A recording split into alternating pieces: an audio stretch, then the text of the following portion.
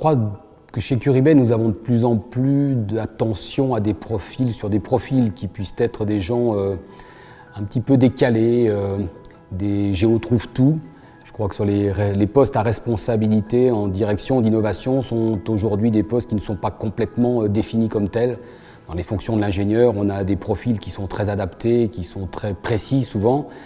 Pour ces postes-là, je crois que nous-mêmes sommes obligés aujourd'hui d'innover beaucoup et d'être très fluides dans notre capacité à interpréter des profils, puisque nous sommes obligés de trouver des gens qui soient non seulement des penseurs, non seulement des managers d'équipe, mais des gens qui soient très très connectés aux besoins de l'entreprise. Et donc des profils qui bien sûr sont passés par la production, par la recherche et développement, par le développement, mais des gens qui ont une vision un peu particulière. Je crois que ça nous oblige à rencontrer beaucoup de gens, puisque certains peuvent être très très bons dans leur domaine d'expertise, mais dès qu'on touche à l'innovation, on est encore un degré au-dessus et c'est pas forcément très simple à appréhender aujourd'hui. On a besoin d'avoir des gens qui soient très très ouverts d'esprit et qui, bien sûr, compte tenu des demandes de nos clients dans le milieu industriel, aient déjà un joli background technique.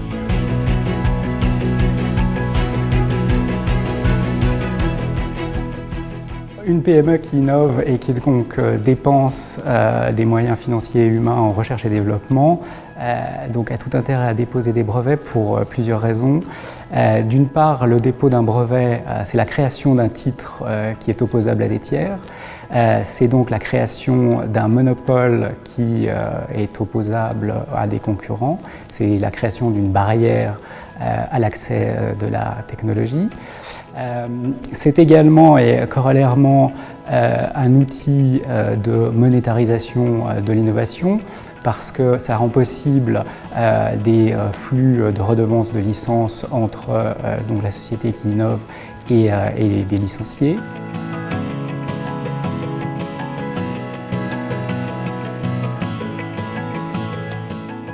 D'abord, c'est préparer aujourd'hui les énergies de demain. Alors pour n'en citer qu'une, la méthanisation. Également, ce qui vient aujourd'hui fortement impacter l'organisation de nos activités, c'est le digital, l'arrivée de la digitalisation, du numérique dans nos métiers.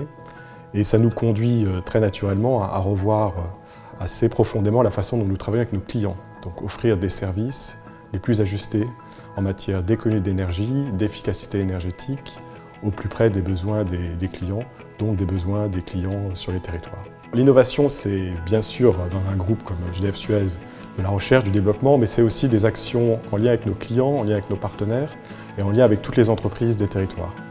Nous venons de mettre en place une nouvelle direction, innovation et nouveaux métiers, dont l'objectif est d'irriguer l'ensemble de l'organisation, des collaborateurs, en lien avec nos partenaires locaux. D'une part, c'est identifier des partenariats avec des entreprises, des startups ou des PME, plus largement, et pouvoir également les accompagner au travers d'un fonds d'investissement, GDF Suez New Venture, qui permettra d'organiser des partenariats de long terme.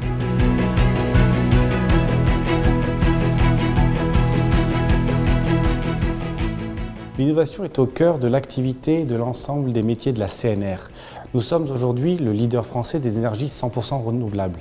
Nous nous appuyons sur 80 ans d'expérience, 80 ans au cours desquels l'entreprise a su innover dans ses secteurs d'activité pour toujours être à la pointe de son métier.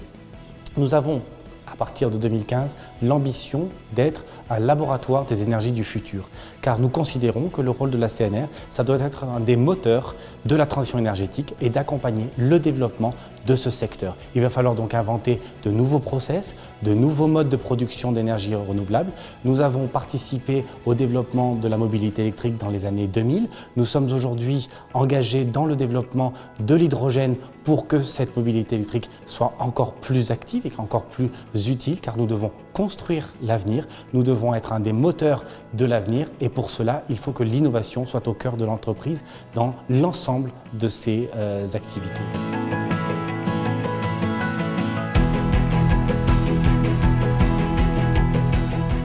Une banque innovante, c'est une banque qui essaye de combiner au quotidien le meilleur du numérique, le meilleur de la technologie et bien sûr le meilleur de l'humain. On a créé une marque, Hyperia Finance, dédiée aux entrepreneurs. Et une de nos premières activités, c'est d'aider les entreprises innovantes à lever des fonds. Donc lever des capitaux auprès des dispositifs publics, des family office, des industriels, mais aussi bien sûr de tous les fonds d'investissement. C'est assez compliqué et nous souhaitons les accompagner dans cette démarche fondamentale pour le développement de leur entreprise.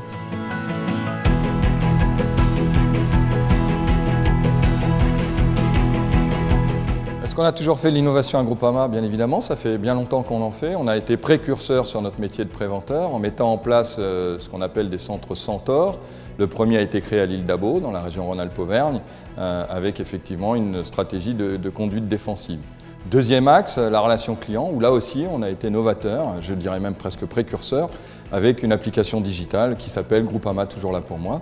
Et puis enfin, une autre encore innovation de la part de Groupama Rhône-Alpes-Auvergne, c'est la création d'un réseau social qui s'appelle Grand Village et qui permet à nos sociétaires producteurs de se mettre en relation directe, sans intermédiaire, avec les consommateurs. Donc ça fait bien longtemps qu'on fait de l'innovation. Les entreprises innovantes, ça nous intéresse aussi. D'ailleurs, on est actionnaire, participant au développement d'une structure qui s'appelle Courbe, premier créateur d'une voiture électrique 100% française et qui nous a permis effectivement, en tant qu'institutionnel financier, de participer à cette belle aventure. Donc voilà d'autres exemples très intéressants.